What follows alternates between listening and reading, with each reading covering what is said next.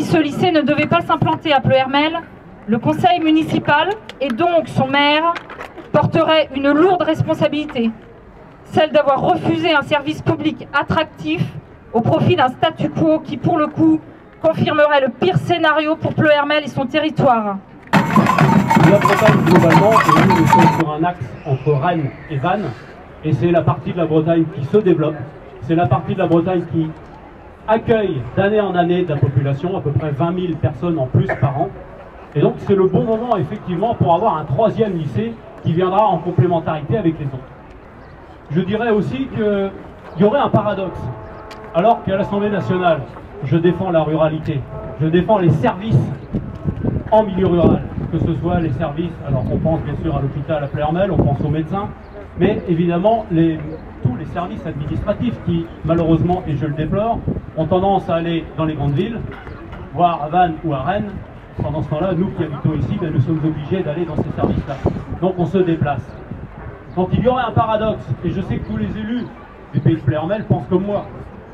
On veut des services chez nous. Donc il y aurait un paradoxe, si vous voulez, alors que l'État nous dit, si ce lycée est construit, nous mettrons les professeurs. La région nous dit, nous, on l'a budgété, on est prêt à le construire. Il ne manque plus finalement que l'accord des élus locaux. Et là, j'aurais un paradoxe, effectivement, à refuser un service public de proximité. C'est pourquoi je me bats à l'Assemblée nationale. Donc, je pense, et je fais confiance aux élus du pays de Pleuhermel, pour qu'ils sachent trouver la solution pour que nous ayons notre lycée public à Pleuhermel. Et nous savons tous que cela représente en termes de temps de transport scolaire, et ce n'est donc pas un véritable choix pour ces familles. Le droit à un enseignement gratuit et laïque n'est pas respecté.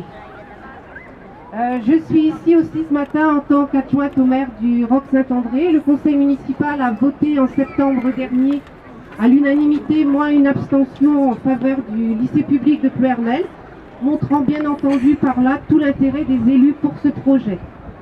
Toutes communes du canton ont également voté en faveur de ce lycée public. De nombreux élus donc, et de nombreux habitants ont compris la nécessité d'un tel projet pour l'ensemble de notre territoire. Et je suis enfin ici aussi ce matin en tant que parente d'élèves, ayant fait le choix de l'enseignement public pour ses enfants. Je peux vous assurer, pour l'avoir vécu à 2 reprises, et bien que ce choix n'est pas simple, tant il suppose des contraintes fortes. Habitant Pleuhermel, nous devons faire 1 heure de bus tous les jours pour aller et revenir du lycée. Cependant, nous ne sommes même pas les plus à plaindre.